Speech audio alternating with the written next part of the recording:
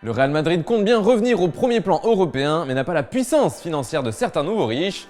Mais que les fans merengues se rassurent, la Casablanca a un plan et on vous l'explique tout de suite. Bonjour à toutes et à tous et bienvenue dans ce nouveau JT Foot Mercato. Après quelques années compliquées, le Real Madrid veut redevenir le plus grand club au monde, mais il n'aura pas vraiment les moyens de le faire en sortant uniquement le carnet tchèque. Florentino Pérez et les siens devront ruser pour continuer d'être au niveau, et l'une des idées, c'est de recruter des joueurs libres. Il y a bien sûr Kylian Mbappé, on vous l'a déjà répété de nombreuses fois, mais il est loin d'être le seul dans la shortlist du Real. Voici un petit aperçu avec 9 noms qui seront tous sans club l'été prochain. Au milieu de terrain par exemple, les dirigeants madrilènes semblent apprécier particulièrement les petits Français. Le dossier Paul Pogba n'est toujours pas abandonné, lui qui sera donc libre et qui ne semble pas vraiment prendre le chemin d'une prolongation avec Manchester United. Autre champion du monde 2018, Corentin Tolisso serait lui aussi pisté par le Real, avec un profil un peu plus défensif, tout comme Boubacar Kamara de l'Olympique de Marseille. Le milieu phocéen ferait partie des jeunes joueurs suivis par le board merengue. Toujours dans l'entrejeu, le Real piste également des joueurs d'autres nationalités comme Franck Kessié de l'AC Milan, lui qui est particulièrement demandé en ce moment, notamment par le Paris Saint-Germain. Sacrée concurrence là aussi, d'autant que d'après nos informations, le club parisien est particulièrement bien placé dans la course à sa signature.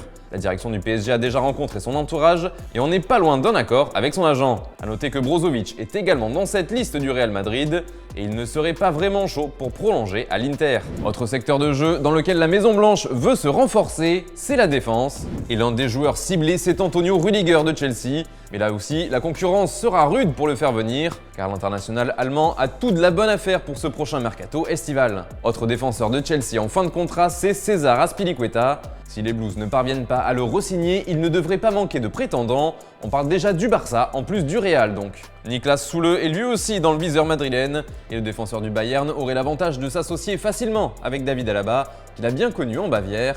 Enfin, Alessio Romagnoli est lui aussi regardé de près par les dirigeants ibériques dans l'idée d'un renfort à 0 € cet été. Mais parmi tous ces joueurs, le ou lesquels aimeriez-vous voir au Real Madrid? C'est la question du jour, vous en avez l'habitude, vous nous donnez votre avis dans les commentaires et on en reparlera dans le prochain JT. D'ailleurs, hier on vous demandait si vous pensiez que le duo Mbappé-Benzema était le meilleur du monde. Eh bien, pour beaucoup d'entre vous, c'est oui. Ils sont complémentaires et surtout, ils sont inarrêtables ensemble. Allez, on retourne en Espagne avec le FC Barcelone et Ousmane Dembélé, qui est toujours blessé mais qui continue de recevoir un paquet de compliments. Il y a d'abord eu les mots doux de Xavi lors de sa présentation qui parlait du potentiel meilleur du monde, de crack mondial, en précisant surtout « Il n'y a aucun doute, sa prolongation est une priorité pour nous, c'est clair ». Quelques jours plus tard, c'est au tour de Dani Alves de chanter les louanges du Français. Dembélé est un joueur exceptionnel qui a besoin de comprendre ce que c'est de jouer au Barça. Il est très bon, c'est un putain de joueur et il peut énormément aider le Barça, il peut faire beaucoup de choses. Des mots qui devraient faire du bien à Dembélé et qui seront peut-être utiles dans la quête du Barça pour le prolonger. Dans le reste de l'actu, on part en Angleterre où Wesley Fofana est lui aussi très demandé. Actuellement en convalescence après sa fracture du péroné, sa cote ne baisse pas outre-Manche. D'après nos informations, Chelsea pourrait se montrer très actif sur lui l'été prochain. Et les contacts entre les Blues et l'entourage du joueur ont repris. Manchester United garde aussi un œil sur lui, même si ça semble compliqué qu'il puisse s'aligner, car Fofana est lié à Leicester jusqu'en 2025 et il pourrait ainsi coûter très cher. Allez, on se quitte avec l'image du jour, c'est Kylian Mbappé qui a sorti une BD à son effigie. Et dans une soirée de présentation hier, plusieurs célébrités ont eu le droit à un petit sac personnalisé avec un croquis qui les représentait. Mais visiblement, Jamel Debbouze n'aime pas vraiment le sien, on dirait. La bite de ma mère, je suis plus beau. Sur la tête de ma mère, je suis plus beau.